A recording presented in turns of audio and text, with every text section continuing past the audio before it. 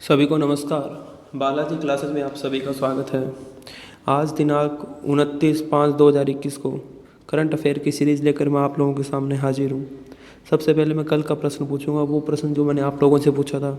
कल का हमारा प्रश्न था कि गूगल के CEO चीफ एग्जीक्यूटिव ऑफिसर कौन है। देखिए, इस प्रश्न का सही उत्तर है सुंदर पिचाई और इनका संबंध भारत से ही है। उसके बाद आज का हमारा पहला प्रश्न है कि ओडिशा के मुख्यमंत्री कौन है। देखिए, ओडिशा के मुख्यमंत्री है ऑप्शन डी नवीन पटनायक। ओडिशा और पश्चिम बंगाल दोनों ही अभी जो यास तूफान आया है उससे प्रभावित राज्य हैं।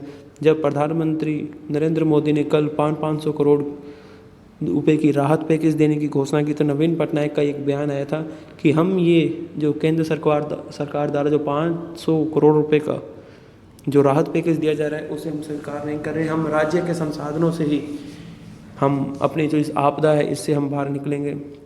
और उड़ीसा के जो राज्यपाल है वो है गणेशी लाल। उड़ीसा की राजधानी भुवनेश्वर है। का दूसरा प्रश्न कि संयुक्त राष्ट्र मामलों के bureau of inter parliamentary union IPU की स्थायी समिति का सदस्य किसे मनोनीत किया गया है। देखिए, इस प्रश्न का सही उत्तर है सी दिया कुमारी। अगर दिया कुमारी की बात करूँ मैं तो ये राजसमंद से सांसद है। और IPU क्या है, IPU सांसदों का एक वैश्विक संगठन है जो राजनीतिक बहुपक्षीय वार्ता के लिए एक स्थायी मंच है। तीसरा प्रश्न है कि हाल ही में CBI के प्रमुख के रूप में किसे नियुक्त किया गया है। देखिए, इस प्रश्न का जो सही उत्तर है वो है ए सुबोध कुमार जायसवाल। CBI के प्रमुख के रूप में नियुक्त किया गया है इन्हें। और चौथा प्रश्न है कि सीरिया के नए राष्ट्रपति किसे चुना गया है। देखिए, सीरिया के जो नए राष्ट्रपति है वो बशर अल असद को चुना गया है। हाल ही में यहाँ पे चुनाव हुए थे। हालांकि इन चुनावों को अमेरिका और यूरोपियन कंट्री ने अवैध घोषित किया है। जो बशर अल असद है इन्हें 95.1% वोट मिले, जबकि इनके जो विरोधी थे महमूद अहमद मारी को 3.3%, जबकि सालोम अब्दुल्ला को 1.5% वोट मिले। अगर मैं सीरिया की राजधानी की बात करूं तो दमिश्क और मुद्रा है सीरियन पाउंड। उसके बाद आज का हमारा पांचवा प्रश्न DRDO द्वारा विकसित कोरोना की दवा का क्या नाम है। देखिए, इस दवा का नाम है 2DG। इसे फुल फॉर्म देखें तो डीऑक्सी डी ग्लूकोज। अगर मैं दवा की बात करूं तो ये दवा पानी में घोल करके जो कोरोना से पीड़ित व्यक्ति है उसको दी जाएगी और उसका ऑक्सीजन लेवल बहुत ही जल्दी ये जो डाउन ऑक्सीजन लेवल उसे अप करती है।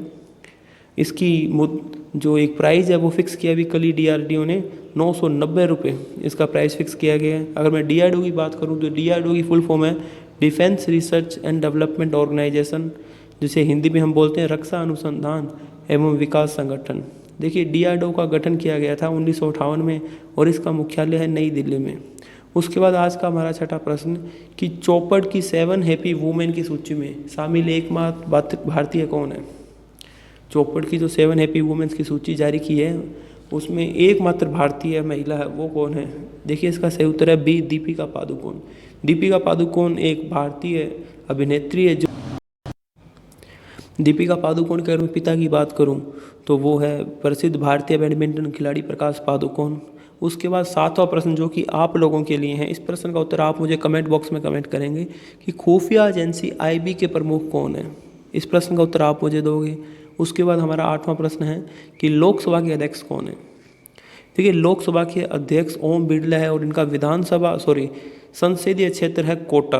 अभी इन्होंने जो कोरोना से जिस बच्चियों के माँ बाप की मृत्यु हुई है और वो बच्चियाँ जो विवाह योग्य है उनके कन्यादान की पूरी जिम्मेदारी इन्होंने ही ली है, तो कोटा से हैं ये।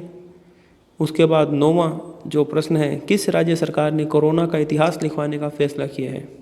देखिए, इस प्रश्न का उत्तर है डी हरियाणा। हरियाणा सरकार ने यह फैसला लिया है कि कोरोना का इतिहास लिखा जाएगा, जिससे कि आने वाले 50 या 100 सालों बाद ऐसी कोई महामारी आती है तो इतिहास से हम आने वाली पीढ़ी प्रेरणा ले सके कि किस तरीके से किसी महामारी से निपटना है। उसके बाद आज का हमारा लास्ट जो प्रश्न है वो राजस्थान से ही संबंधित। उसके बाद आज का हमारा लास्ट प्रश्न है कि इंदिरा रसोई योजना का संबंध किस राज्य से है। देखिए, इस प्रश्न का सही उत्तर है बी राजस्थान। इंदिरा रसोई योजना है, इससे पहले एक योजना चलती थी अन्नपूर्णा रसोई योजना वसुंधरा राज्य के समय। इस योजना का ही नाम बदलकर इंदिरा रसोई योजना कर दिया गया है। इसे प्रारंभ 26 जून 2020 को किया गया था। इसके अंदर 8 रुपये में ये भोजन उपलब्ध कराती है गरीबों को, जो मजदूर या जो छात्र जो घर से बाहर रह रहे हैं, तो स्पेशली उन लोगों के लिए ये योजना चलाई गई थी। मुझे उम्मीद है कि इस वीडियो में जो भी जानकारी दी है वो आपको पसंद आई होगी। आप हमारे टेलीग्राम चैनल को ज्वाइन कर सकते हैं, जिससे कि आपको इस वीडियो की PDF मिल सके, और आप हमारे YouTube चैनल को सब्सक्राइब कीजिए और हमारे इस वीडियो को शेयर कीजिएगा। Thank you guys, keep sharing, keep supporting, thank you.